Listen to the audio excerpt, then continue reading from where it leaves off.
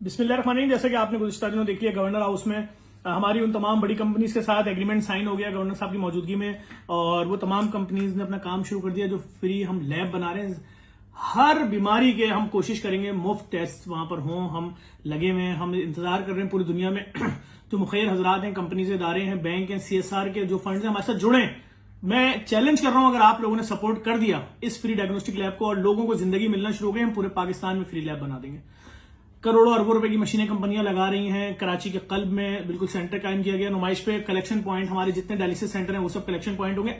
अभी मैंने एक दो दिन पहले मीटिंग की फ्यूजी कंपनी के ऑनर से। जो ब्रेस्ट कैंसर की जो मशीन है, जो चेक करने की, उसकी मशीनें 5-5 हजार रुपए के टेस्ट हो रहे हैं, वो भी फ्री हम करने जा रहे हैं। हम एक्सरे अल्ट्रासाउंड फ्री लेके आ रहे हैं। हमें आपकी सपोर्ट चाहिए।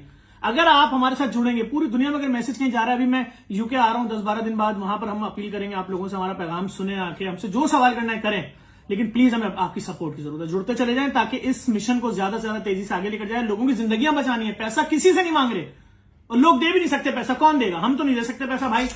हर आदमी यही बात बोल रहा है। और जब नहीं दे सकता तो बगैर इलाज के जिंदा कैसे रहेगा? जब बीमारी डायग्नोज ही नहीं होगी, जब आप टेस्ट ही नहीं करा सकते, 40-50 हजार रुपए कहां से लाएंगे? तो आप मर जाएंगे।